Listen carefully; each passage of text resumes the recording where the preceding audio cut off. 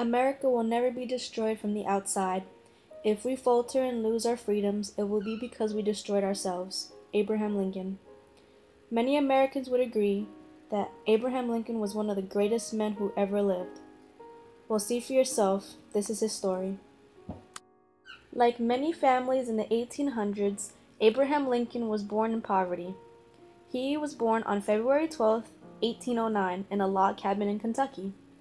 Indians killed his grandfather, leaving his own father, Thomas Lincoln, a wandering laboring boy without education, hence the family being poor. Yet Thomas Lincoln became a skilled carpenter and owned 3 farms before he left to Indiana due to the family's hatred for slavery.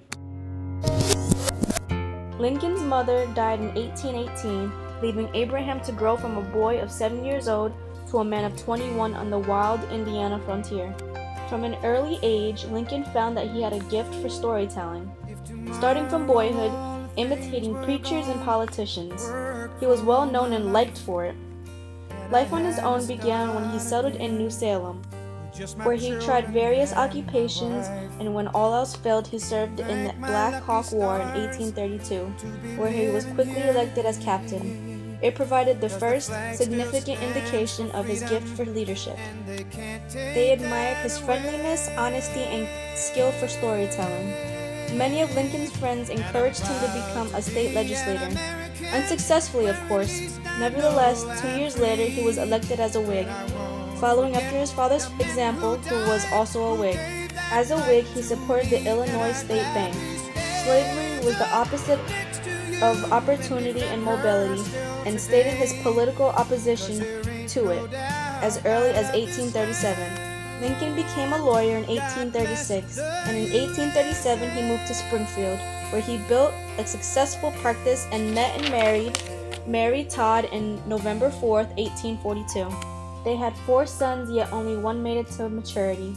Lincoln served 1 term as a member of the U.S. House of Representatives, where he opposed the Mexican War. Whigs felt it was unnecessary and unconstitutional. He felt that Democratic President James Polk had violated the Constitution. He opposed or disagreed with an extension to Texas, which was already a slave territory, to allow slavery in the new areas. Supported Proviso, Lincoln was losing interest in politics when the Kansas-Nebraska Act was passed in 1854. That I'm proud to be an American, where at least I know I'm free. And I won't forget the men who died, who gave that right to me. And I gladly stand up next to you and defend her still today. 'Cause there ain't He saw this act, which was sponsored by Senator Stephen A. Douglas, as a new and alarming development. In his speech, Lincoln said, "A house divided against itself cannot stand." He was supported by the North and Douglas by the South. Lincoln won the presidential election, defeating Douglas. And by the time of Lincoln's inauguration in March 1861, 7 southern states had pulled or backed out of the nation. South Carolina was the first. Lincoln decided to send provisions to Fort Sumter and Charleston Harbor. The fort was a symbol of federal authority. So, April 12, 1861, South Carolina fired on the fort, and the Civil War began. 4 years later, on April 14, 1865, Lincoln was assassinated by John Booth.